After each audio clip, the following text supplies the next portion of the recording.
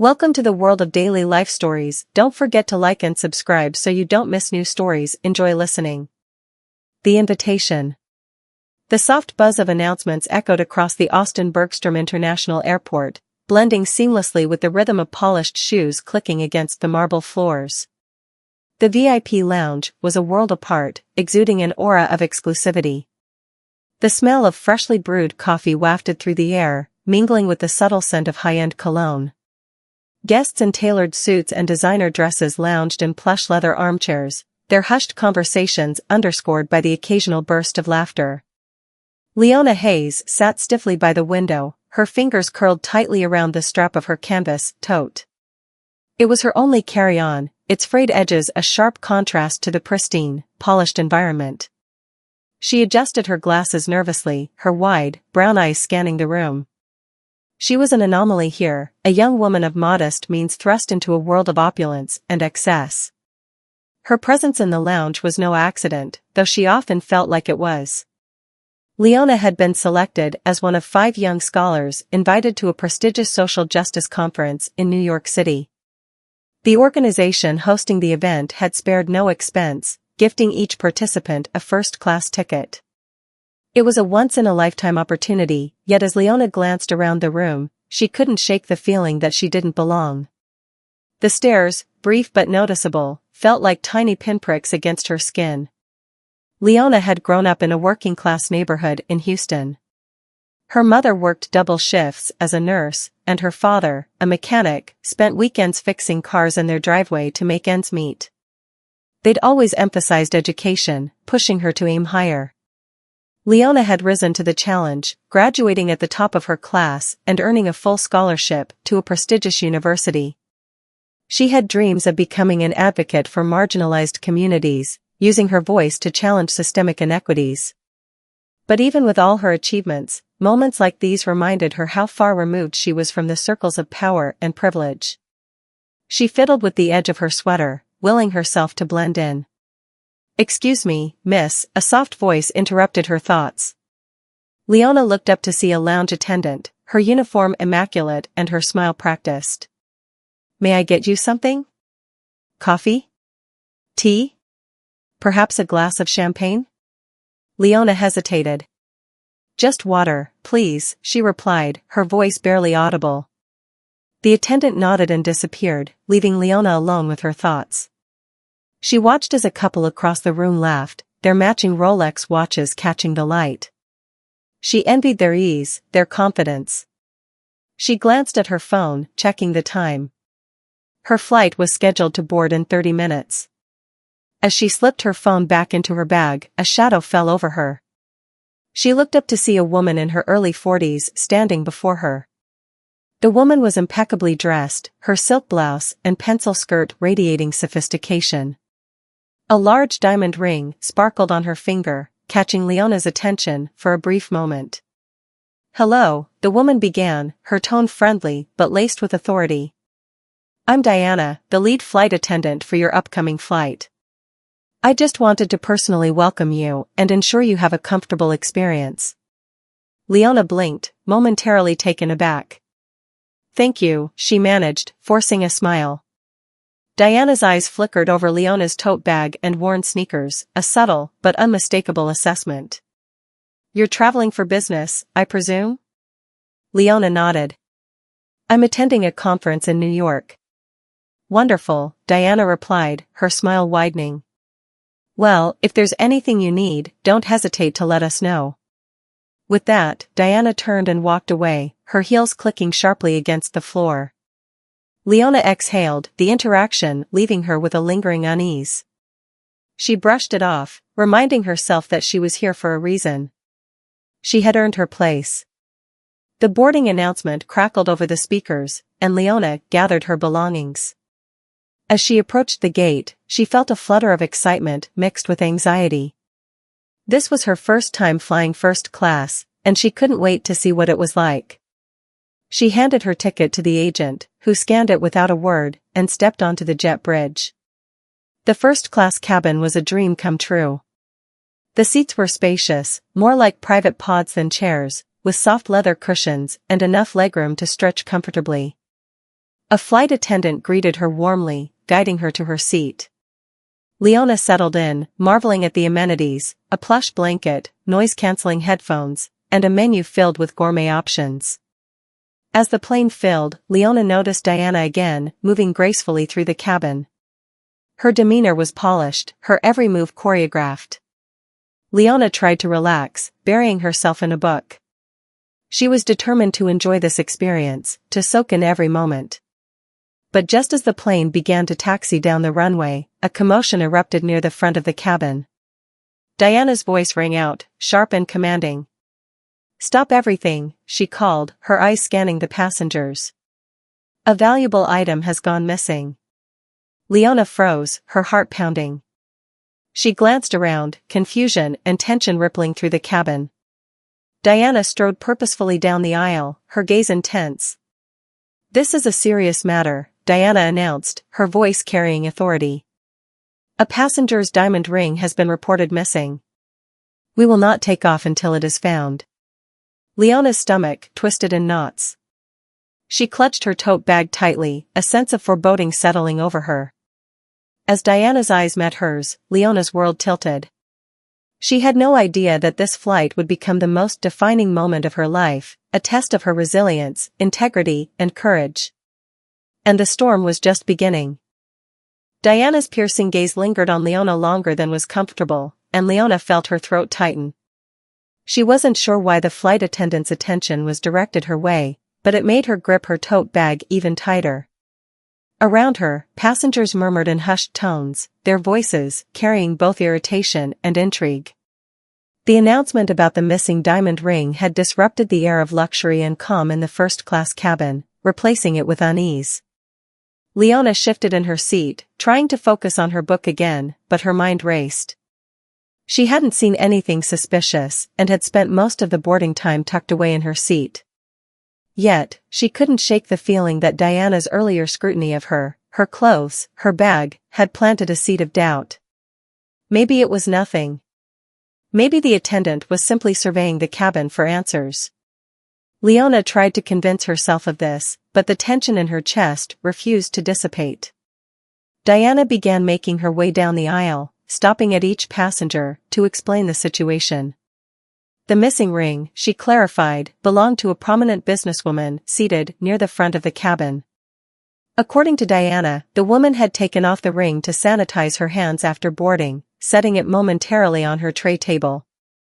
When she looked back, it was gone. "Rest assured," Diana said, her tone authoritative yet rehearsed, "we will handle this swiftly and discreetly. No one will leave this plane until the matter is resolved." Leona's heart raced as Diana approached her row. The passengers directly across from her, a well-dressed man engrossed in his laptop and an older woman flipping through a glossy magazine, barely acknowledged the situation. But Leona felt the weight of Diana's gaze as it fell on her again. "Miss," Diana said, her voice steady, though it carried an edge. "I'd like to ask you a few questions." Leona looked up, startled. "Me? Why me?" Diana's polite smile faltered slightly. "I'm simply speaking with everyone in this section. It's standard procedure." Leona nodded, though her hands trembled slightly. "Of course. I understand. Did you notice anything unusual during boarding? Anyone acting suspiciously or lingering in the aisle near the front of the cabin?"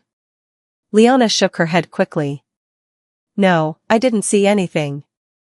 I was in my seat the entire time."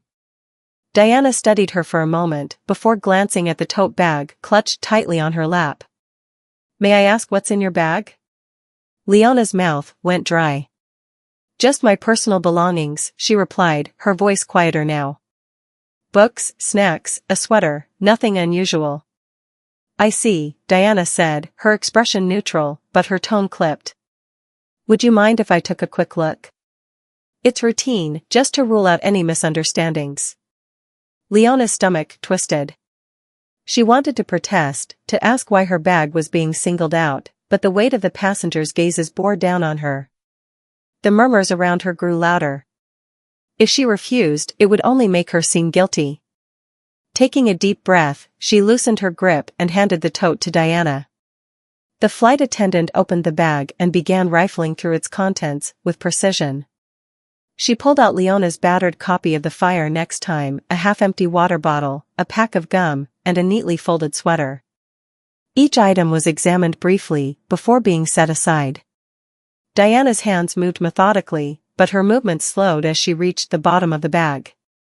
A sudden gasp erupted from someone nearby. Diana's hand emerged from the bag holding a glittering object, the missing diamond ring. The cabin fell silent, the air thick with shock and disbelief. Leona's breath caught in her throat as she stared at the ring dangling from Diana's fingers. Her mind raced, trying to process what she was seeing. "That's it." A voice rang out from the front of the cabin. The businesswoman who had reported the missing ring stood, her eyes wide with relief and anger. "That's my ring." Leona's voice trembled as she spoke. I didn't take it. I swear I didn't put that in my bag." Diana's expression was a mixture of triumph and suspicion. "Miss, this is a very serious matter. The ring was found in your possession." "But I didn't take it," Leona said, her voice rising. "I don't even know how it got there." The murmurs in the cabin grew louder, passengers exchanging glances and whispering. Leona could feel their judgment pressing down on her like a physical weight. Her pulse thundered in her ears as she looked around, hoping for someone, anyone, to come to her defense. But the passengers avoided her gaze, their faces filled with a mix of discomfort and condemnation. Diana straightened, her professional demeanor unshaken. "I'm afraid we'll need to involve law enforcement. Until then, we'll have to ask you to remain seated and cooperate." Tears welled up in Leona's eyes, but she refused to let them fall. "This is a mistake," she said, her voice breaking. "I didn't do anything wrong." A few rows ahead, a young man in a crisp suit leaned toward his companion and whispered something. The woman nodded, her lips pressed into a thin line. Leona caught fragments of their conversation, words like unbelievable and criminal, and felt a lump rise in her throat. The flight attendants quickly contacted the airport authorities, and the plane, which had been taxiing toward the runway, was rerouted back to the gate. As they waited, the atmosphere in the cabin was thick with tension. Leona's mind raced, replaying the events leading up to this moment. She hadn't taken the ring. She knew she hadn't. But how had it ended up in her bag? When the plane finally stopped at the gate, uniformed officers boarded the aircraft. Diana gestured toward Leona, and the officers approached her seat. "Miss Hayes?" one of them asked. Leona nodded, her hands trembling in her lap. "We'd like you to come with us for questioning." Leona glanced around the cabin, searching for a sympathetic face. But the other passengers avoided her gaze, their expressions a mixture of pity and discomfort. She stood slowly, clutching her tote bag tightly. Her legs felt unsteady as she followed the officers down the aisle, past the rows of silent onlookers. As she exited the plane, Leona felt a strange mix of fear and defiance. She hadn't done anything wrong, and she was determined to prove it. But as she stepped into the bright lights of the terminal, flanked by officers, she couldn't shake the feeling that she was walking into a battle she hadn't signed up for.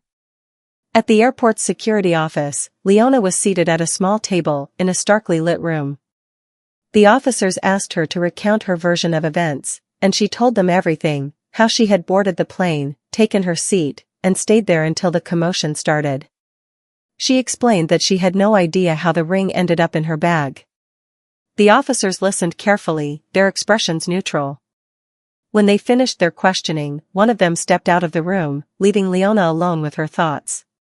She rested her head in her hands, exhaustion and frustration washing over her. Minutes later, the officer returned, accompanied by Diana and the businesswoman who owned the ring. The woman's sharp eyes fixed on Leona, her lips pressed into a tight line. "I just want to know why she did it," the woman said, her voice trembling with a mix of anger and relief. "That ring is worth more than most people make in a year." Leona's head shot up, her eyes blazing with indignation. "I didn't take your ring," she said firmly. "I don't care how much it's worth. I wouldn't steal from anyone." The woman opened her mouth to respond, but Diana interjected. Perhaps we should focus on resolving this matter calmly. Miss Hayes, is there any possibility that someone else could have placed the ring in your bag? Leona hesitated, the question catching her off guard. Could someone have framed her? The idea seemed absurd, but as she replayed the events in her mind, a chilling thought began to form. Someone must have had access to her bag before Diana searched it. But who? And why? I don't know, Leona admitted, her voice quiet but steady. All I know is that I didn't take it. The officer studying her seemed to soften slightly. We'll review the security footage from the plane, he said. If there's any evidence to support your claim, we'll find it. As the officers left the room, Leona felt a flicker of hope. The truth would come out, she told herself. It had to. But as she sat alone in the sterile room, the weight of the situation bore down on her. This wasn't just about a missing ring. It was about her character, her integrity, and the assumptions people had made about her based on nothing more than appearances. Leona clenched her fists, determination surging through her. She would fight this, not just for herself, but for everyone who had ever been judged unfairly. And no matter how long it took, she would make sure the world saw the truth. Leona sat in the sterile security room, the fluorescent lights above casting a harsh glow that only deepened the weight of her predicament. Her mind was a whirlwind of emotions, fear, anger, confusion, but above all, there was determination. She refused to let this situation define her, yet the fear of what might come next gnawed at her resolve. Outside the room, she could hear muffled conversations and the faint hum of airport operations, a stark reminder that her world was still spinning, even as her life felt like it was crumbling. The door opened, and one of the officers walked back in, a tablet in his hand.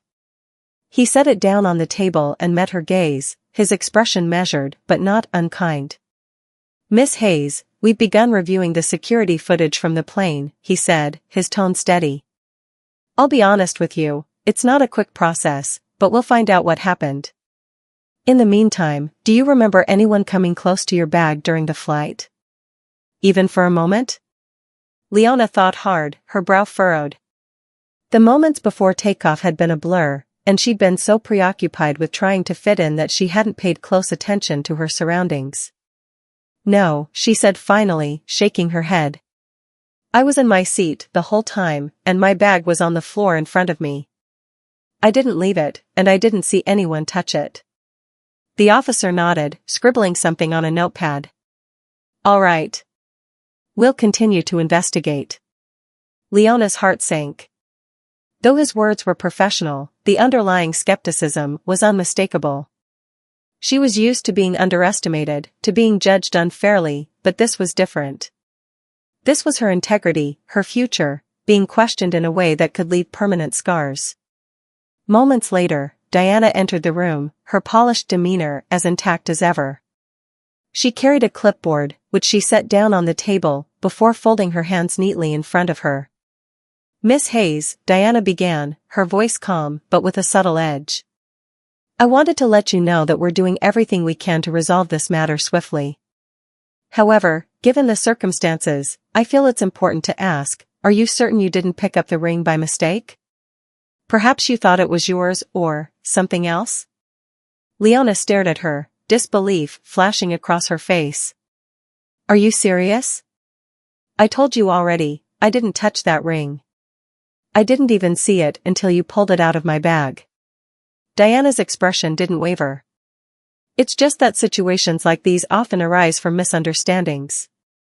I'm trying to give you the benefit of the doubt. The benefit of the doubt?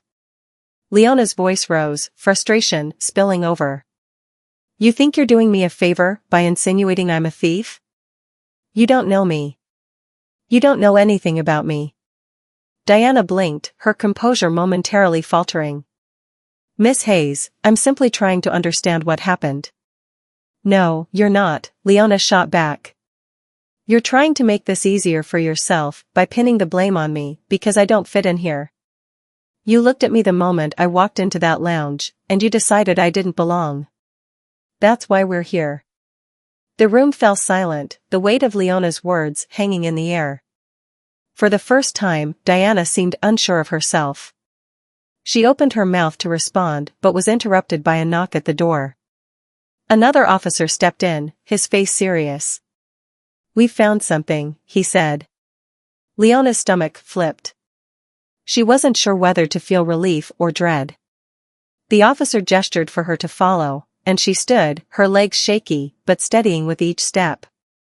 Diana trailed behind her, and the small group made their way to a nearby monitoring station. The room was filled with screens displaying various angles of the airport and the plane. One of the screens showed paused footage from the first-class cabin, and Leona immediately recognized her seat. "Watch this," the officer said, pressing play. The footage showed passengers boarding, the aisle bustling with activity. Leona appeared on screen, carrying her tote bag and taking her seat near the window. She placed the bag on the floor and didn't touch it again as she settled in with her book. The minutes ticked by uneventfully. But then something happened. A man, tall, wearing a tailored suit and sunglasses, appeared in the aisle. He glanced around casually before bending down near Leona's seat. At first, it looked like he was adjusting his shoes, but as the footage zoomed in, it became clear he had slipped something into her bag.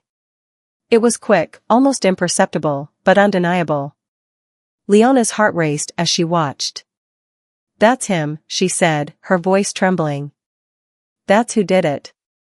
The officer nodded grimly. "It seems so." Diana leaned closer to the screen, her expression shifting from disbelief to shock. I don't recognize him. Is he a passenger?" "He boarded with a first-class ticket," the officer said. "But we'll need to investigate further. This footage will be crucial." Leona felt a rush of relief and anger all at once. Relief that the truth was emerging, anger that she'd been put through this ordeal in the first place. She turned to Diana, her eyes blazing. "You assumed the worst about me," she said, her voice steady but filled with emotion. "You didn't even consider that someone else could have done this. You saw me, saw my clothes, my bag, and you made up your mind." Diana opened her mouth to respond but hesitated. For once, she seemed at a loss for words. The officer cleared his throat. "Miss Hayes, we owe you an apology. It's clear you were set up. We'll be detaining the man in the footage and conducting a thorough investigation." Leona nodded, her shoulders relaxing slightly. "Thank you," she said, though her voice was tinged with exhaustion. "I just want this to be over." As the officers made arrangements to locate the man, Diana stepped aside, her polished facade finally cracking. She approached Leona hesitantly, her usual confidence replaced by an air of discomfort. "Miss Hayes," she began softly. I want to apologize. I misjudged you, and I let my assumptions cloud my judgment. That was wrong, and I'm sorry." Leona looked at her, searching for sincerity in her words. After a moment, she nodded. "I appreciate your apology," she said. "But it doesn't erase what happened. You need to think about why you made those assumptions in the first place." Diana nodded, her expression somber. "You're right. I will." The tension between them lingered for a moment before Diana stepped away. Leona turned her attention back to the officers, who were discussing their next steps. They assured her that they would follow up with her after the man was apprehended, and she was free to continue her journey. As she left the security office and made her way back to the terminal, Leona felt a mix of emotions. The relief of being exonerated was tempered by the sting of having been falsely accused in the first place. She knew this experience would stay with her, a reminder of the biases and assumptions that still shaped so many interactions. But as she boarded a later flight to New York, Leona felt a renewed sense of purpose. The conference she was attending wasn't just a chance to share her voice, it was an opportunity to challenge the systems and mindsets that allowed injustices like this to happen. She would use her experience as fuel, a reminder of why her work mattered. Settling into her seat, Leona glanced out the window as the plane taxied down the runway. The sky stretched out before her, endless and full of possibilities. She took a deep breath, letting go of the weight of the past few hours. She was ready to move forward, stronger and more determined than ever. Leona arrived in New York City late that evening, exhausted but resolute. The events of the day lingered in her mind like a dark cloud, threatening to overshadow what should have been an exciting opportunity. But as the cab pulled up to the Grand Hotel where the conference was being held, she reminded herself why she was here. This wasn't just about her anymore. It was about the work she was passionate about, giving voice to those who couldn't fight for themselves. Inside the hotel lobby, the air was abuzz with the energy of intellectuals, activists, and scholars from all over the country. Leona clutched her tote bag tightly as she checked in, her name on the list granting her access to a world she had worked tirelessly to enter. The receptionist handed her a sleek welcome packet, and as she skimmed the itinerary, she saw her name listed as a panelist for a discussion on systemic inequality in modern society. It felt surreal, even now, that she'd been chosen to share her perspective. The next morning, Leona woke early, her nerves electric. The memory of the plane incident still lingered, but she resolved to push it aside for the day. She carefully dressed in a tailored suit her mother had helped her pick out, a simple but elegant outfit that made her feel confident. As she looked at her reflection in the mirror, she reminded herself that she belonged here. This was her moment. The conference venue was buzzing with activity as she arrived. Attendees mingled over coffee and pastries, their animated conversations filling the air. Leona scanned the crowd, feeling a mix of excitement and apprehension. She spotted a few familiar faces, scholars whose articles she'd devoured in her studies, and felt a flicker of pride. She was among giants in her field. Her panel was scheduled for mid-morning in one of the larger conference rooms. As she entered the room, she was greeted by a few of the other panelists, each of them warm and welcoming. One of them, Dr. Renee Carter, a renowned sociologist whose work Leona deeply admired, smiled warmly and shook her hand. "I've heard great things about you, Leona," Dr. Carter said. "Your essay on intersectionality and policy reform was brilliant." Leona felt her cheeks flush. "Thank you so much. That means a lot coming from you." As the room filled with attendees, Leona's nerves heightened. She clutched the small note card she'd prepared, her palms slightly damp. But when the moderator introduced her, listing her achievements and the reasons she'd been chosen for the panel, a sense of calm washed over her. She was ready. The discussion flowed effortlessly. Each panelist brought a unique perspective to the table, but when it was Leona's turn to speak, she felt the weight of her experiences guide her words. She spoke about the importance of challenging implicit biases, drawing from her own encounter on the flight. Without naming names or delving into unnecessary details, she described the feeling of being judged, the assumptions made based on appearance, and the need for systemic change. "I was reminded recently," she said, her voice steady, "that inequality isn't just about policies or institutions, it's about the ways we see each other. The assumptions we make in an instant can have lasting consequences. And if we're not intentional about addressing those biases, we risk perpetuating the very systems we're trying to dismantle." The room was silent as she spoke, her words resonating deeply. When she finished, there was a moment of stillness, before the audience erupted in applause. Leona felt a swell of emotion, gratitude, pride, and a renewed sense of purpose. After the panel, attendees approached her, offering words of encouragement and admiration. One woman, an educator from Chicago, shared how Leona's words had reminded her to look inward and question her own biases. "You have a powerful voice," the woman said. "Don't stop using it." Leona thanked her, feeling the weight of those words. She realized then that the incident on the plane, though painful, had given her something valuable, a perspective that could inspire change.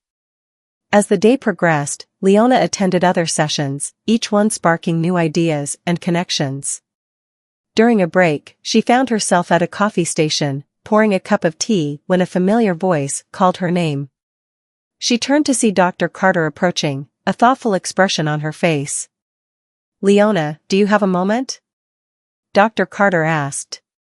Of course, Leona replied, curious. Dr. Carter gestured to a quieter corner of the lobby, and they sat down at a small table.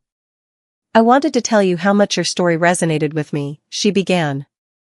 What happened to you on that flight? It's something too many people face every day, in different forms. And the way you handled it, turning it into a teachable moment, is remarkable. Leona nodded, feeling a lump rise in her throat. It was hard, she admitted. I didn't know if I'd be believed, or if it would follow me forever. But I couldn't let it break me. Dr. Carter smiled. You didn't just survive it, you transformed it. And that's rare. I'd like to discuss an opportunity with you. Leona blinked, surprised. An opportunity? Yes, Dr. Carter said. I'm launching a new initiative to address implicit bias in corporate and institutional settings. It's still in the early stages, but I believe your voice and experiences would be invaluable. We need people who can speak to these issues with authenticity and insight. Would you be interested in collaborating? Leona's heart skipped a beat. I'd be honored, she said, her voice tinged with disbelief. Thank you for thinking of me. It's well-deserved, Dr. Carter replied. Let's discuss it further after the conference. As they exchanged contact information, Leona felt a sense of validation she hadn't anticipated. This wasn't just about her personal victory, it was about creating lasting change, about using her experiences to help others. That evening, as she returned to her hotel room, Leona reflected on the day. The incident on the plane, as painful as it had been, had set her on a path she hadn't expected. It had tested her resilience, but it had also opened doors she hadn't imagined. For the first time in days, she felt a sense of peace. Sitting by the window, looking out over the city's glittering skyline, Leona pulled out her notebook and began to write. She wrote about the biases she'd faced, the lessons she'd learned, and the people who had supported her along the way. She wrote about her hopes for the future and the work she wanted to do. When she finished, she closed the notebook and smiled to herself.